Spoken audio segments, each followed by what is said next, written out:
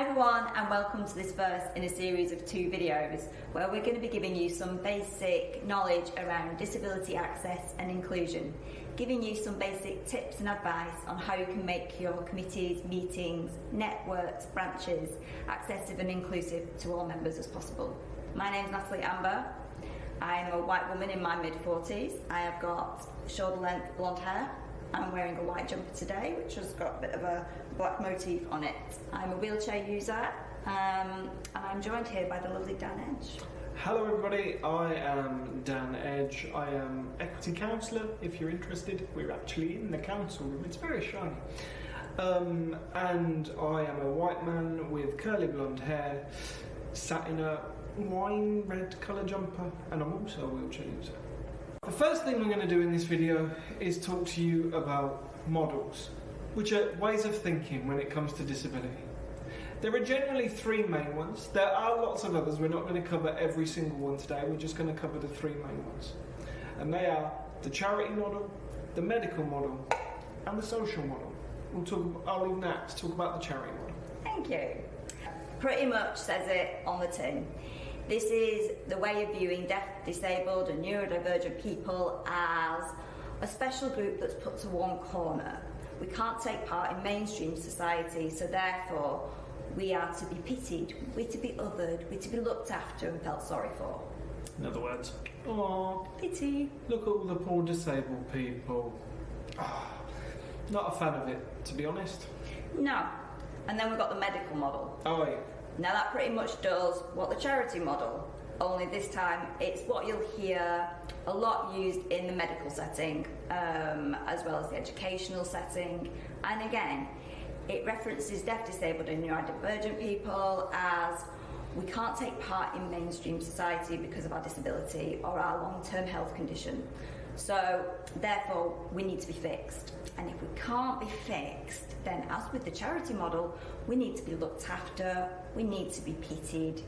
And the language we use around it is really medicalised. It says a comment on things. And it doesn't treat us really like people. No. And like you say, it's about being fixed. So if it can't be fixed, sorry, you kind of stuck. But then I'm going to take this one. The social model. The social model came about in the 70s when a bunch of disabled people got together, probably more smart than I am, to be fair, and when this charity model and this medical model, they're a bit rubbish really, aren't they? So they came up with the social model. And the social model basically argues it's not our impairments, which is a very specific social model language, that make us disabled. It's not the fact that Nat and I are wheelchair users. It's not the fact that somebody may be neurodivergent or have a learning disability that makes us disabled. It's the fact that the world is inaccessible that makes us disabled. Now that could be a physical barrier, like steps, if you're a wheelchair user. It could be a communication barrier, like lack of sign language if you're deaf. Or it could be an attitudinal barrier, which is where generally, and I do say generally because not always, our non-disabled colleagues go, oh, but you can't do that, or you shouldn't do that because you're disabled. And the idea of the social model is looking at those 3 groups of barriers, the communication, the physical and the attitudinal, and removing them, and arguing that once they've been removed and things are made accessible, that we're no longer disabled anymore. Now that you know what the social model is, kind of, it also affects the language we use. In terms of language, charity and medical model language is quite reductive, it's quite demeaning, and generally a lot of medical model language can be considered a slur to the disabled community. There's lots of words used in the common lexicon that are offensive. And often they're making a comment on someone rather than making a fact. For a big example, so you'll often hear either in the medical setting, an educational setting, the word wheelchair bound. And it's very restrictive. It's requiring that must be bound to my chair. Dan must be bound to his chair. It's the worst thing that possibly be. You're stuck. It's that very stuck language. And it's making a comment about the person. Another word that you often hear is able-bodied.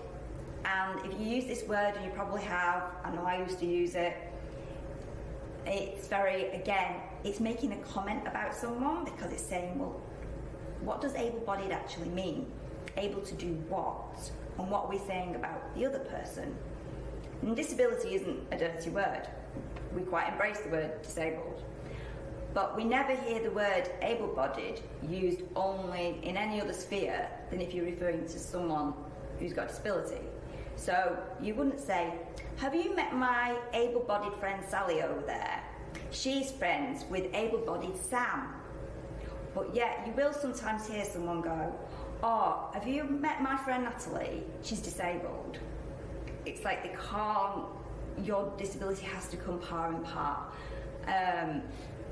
So, essentially, to simplify around the social model in language, able-bodied isn't a term we use because, as Nat's been explaining, it's a value judgment. It's a thing of worth. Your body's able, my body as a disabled person isn't.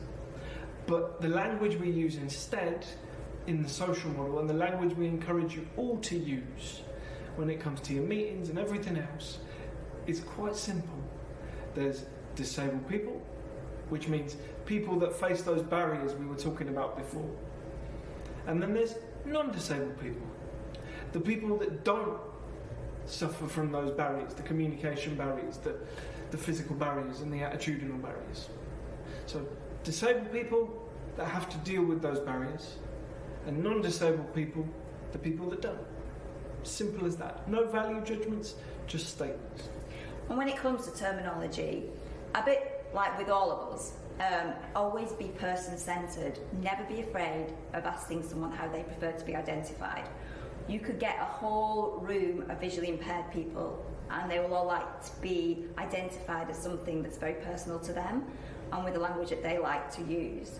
So we can give you umbrella terms, especially non-disabled, disabled, wheelchair user, but always remember to just ask the person and never be scared of getting it wrong.